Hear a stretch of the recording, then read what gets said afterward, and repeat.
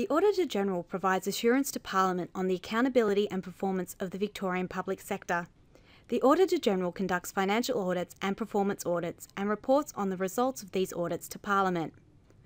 On the 12th of June 2014, the Auditor-General tabled his performance audit report, Managing Consultants and Contractors. At the centre of this audit is an examination of advisory engagements, where departments engage external organisations to help them make decisions. These engagements are relatively small in terms of value, but are critical to informing decisions about spending much larger sums. For example, a department may pay $100,000 for a consultant to write a business case advising it how best to spend tens or hundreds of millions of dollars on infrastructure or services. We have used the term advisory engagements rather than consultancies because up until June 2013, the definitions of consultancies did not clearly include all advisory engagements. Instead, the previous definition allowed agencies to use considerable judgment when classifying these engagements. As a result, departments only declared about $4 million in consultancy expenditures in 2011 and 12. Advisory engagements are covered by the Victorian Government Purchasing Board's mandatory procurement rules, although the level of detail applied to engagements of lower value is sparse.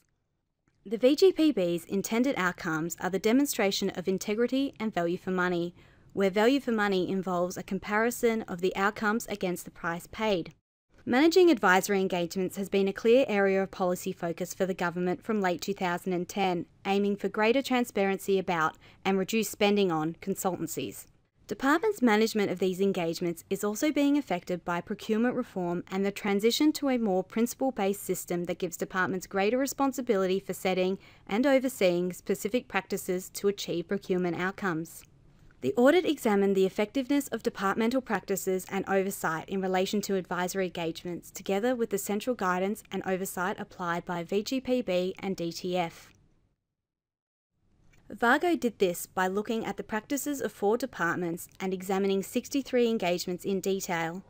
These included both consultancies and other contracts we identified as advisory engagements, which had not been classified as consultancies.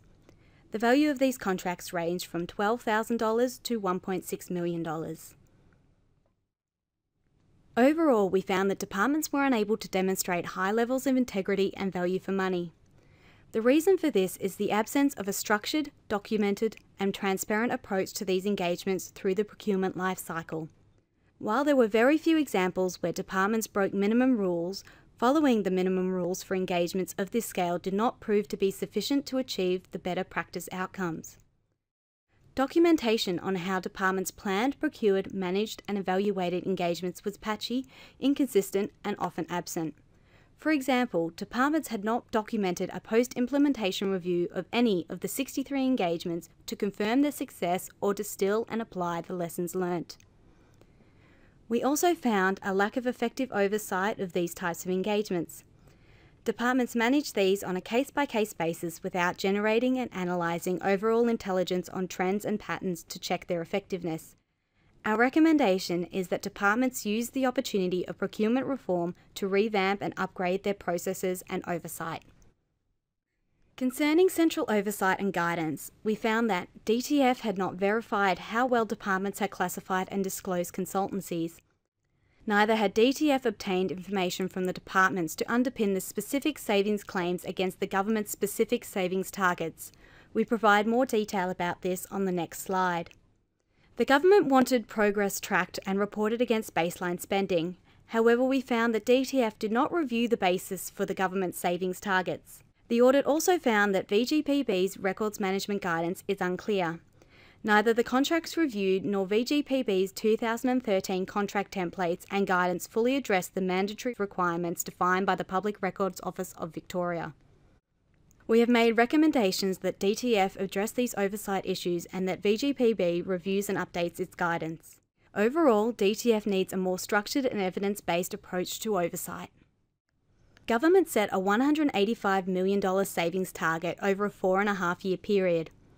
The target was set prior to the 2010 election, and we have no evidence that DTF subsequently reviewed and advised government about this target after it was locked in as government policy. The definition of consultancy used up until July 2013 meant that reported expenditure by departments up to and including 2012-13 was small, for example $4 million in 2011 and 12, and did not capture all advisory engagements.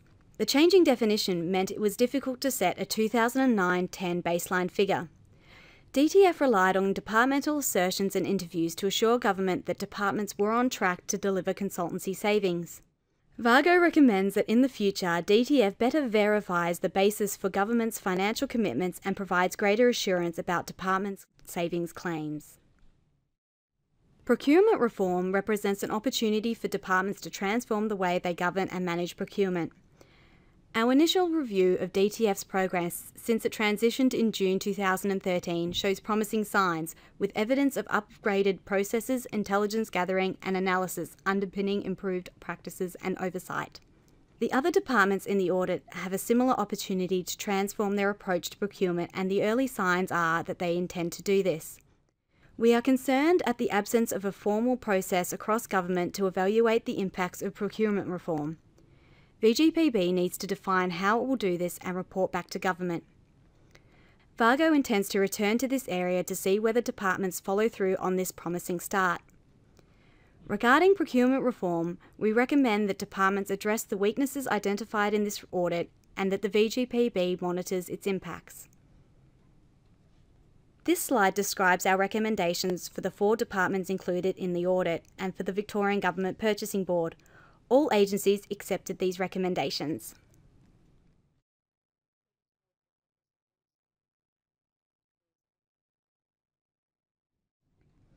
This slide describes the 4 recommendations we have aimed specifically at the Department of Treasury and Finance.